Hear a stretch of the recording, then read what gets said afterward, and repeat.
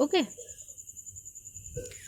अब आया दूसरा हमारा provisional government. The British had divided India was administrative convenience into province, three of which Bengal, Bombay and Madras were known as presidency. यहाँ पे जब इंडिया का एडमिनिस्ट्रेटिव रूल चल रहा था तो इन लोगों ने क्या किया था, अपने प्रोविंस डिवाइड कर दिए थे। कौन कौन सी 3 प्रोविंस थी? बंगाल, बॉम्बे एंड मद्रास। इसे प्रेसिडेंसी कहते हैं। ठीक है, तो presidency were administrative by a governor and his executive council of 3। और ये कैसे चलता था प्रेसिडेंसी? गवर्नर उसको देखता था और council of minister, executive councils, ठीक है, वो were appointed by the crown, जो क्राउन ने अपॉइंट की था। The other province were administrative by lieutenant governor and chief commissioner appointed by the governor general. और उसका दूसरे प्रोविंस के जो एडमिनिस्ट्रेटिव थे तो उनको किसने कहा था? गवर्नर, चीफ कमिश्नर करता था अपॉइंट, किसे? गवर्नर जनरल को।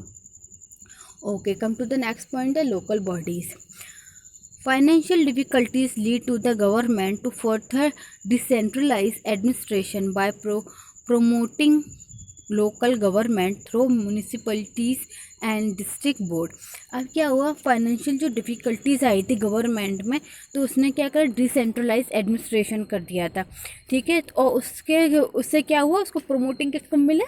लोकल गवर्नमेंट को मिल गई। और इसमें वो लोकल गवर्नमेंट में हमारे क्या आ रहा था? डिस्ट्रिक्ट बोर्ड आ रहा था, म्यूनिसिपलिटीज़ वाला पार्ट आ रहा था। ठीक है, local bodies like education, health, sanitisation and water supply were transferred to local bodies that would finance them through local taxes.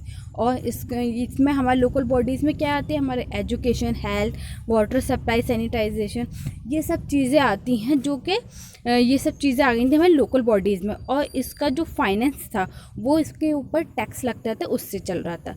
The local bodies consist of elected on non official member. और इसको कौन करता था? Local bodies को non official member presided bye over by an elected non official chairman. और non official chairman ही इसका वो करता था, इलेक्ट करता था। However, the local body's function is just like department of the government, as the government retained the right to exercise strict control over the activities of the local bodies। और क्या हुआ, local bodies का जो function था एक कैसे चलता था? डिपार्टमेंट के उससे, जैसे गवर्नमेंट का एक डिपार्टमेंट है और ये जो गवर्नमेंट है तो ये करती है retain the right to exercise, strict control करती थी उनके ऊपर over the activities of the local bodies. और उनके ऊपर बहुत ज़्यादा निगाह रखती थी कि क्या चीज़ चल रही है, सही चल रहा है, नहीं चल रहा है। एजुकेशन सिस्टम यहाँ पर बहुत अच्छा उसी वक्त से स्टार्ट हुआ कि ये लोग ना, इंग्लिश जो स्टार्ट हुई है वो उसी टाइम पे स्टार्ट हुई है। ठीक है, और आप ये यहाँ पर लोकल बॉडीज़ जैसे म्यूनिसिपलिटीज़ बनी थी, हमें रोड्स की ज़रूरत होती है, हमें बिल्डिंग्स ऐसी होनी चाहिए, तो ये सभी चीज़ जो है उसी वक्त से स्टार्ट हुआ। इन लोगों ने बहुत स्ट्रिक्टली इस पर कंट्रोल किया था। ओके, तो next point is the civil services. All position of power and responsibility in the administration were occupied by the member of the Indian civil service who were recruited through an annual competitive examination held in London। तो जितनी भी position powers होती थी वो administration के, कौन occupied करा हुआ था? Civil services. ठीक है, और सिविल सर्विसेज का एग्ज़ाम कहाँ हो रहा था हमारा? ये लंदन में उस वक्त। It was conduct through the medium of the allied English language. और उस वक्त जो है इंग्लिश लैंग्वेज में होता था ये। तो अब इंडियंस तो इंग्लिश जानते नहीं थे तो वो लोग ज़्यादा पार्टिसिपेट नहीं कर पाते थे। मतलब उन लोगों ने ये कहा था कि यहाँ पे अगर आपको अच्छी पोजीशन हम देंगे, अच्छी पोस्ट पर अपॉइंट करेंगे इंडियंस को। ठीक है, एक्ट ऑफ 1858 में ये चीज़ थी। लेकिन आप हमारे उस पर क्वालिफिकेशन इतनी होनी चाहिए आपकी। क्वालिफिकेशन तो जब होगी ना जब यहाँ के लोग जो इंग्लिश जानते हो, और उसके लिए सिविल सर्विसेज निकालना ज़रूरी था। ठीक है, the maximum age for entry into the civil service was gradually reduced from 23 in 1859 to 19 in 1878।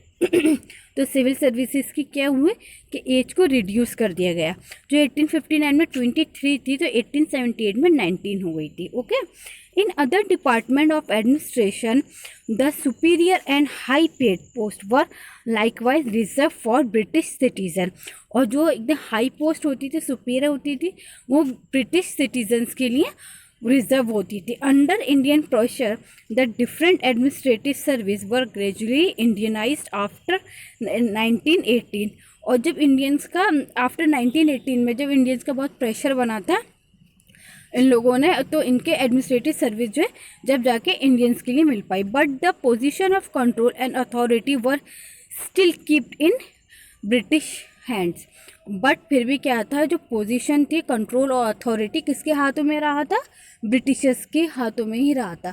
और ये हम कब ब्रिटिशर्स के हाथों में से निकले हैं, आज़ाद हुए हैं हम 1947 में। ओके।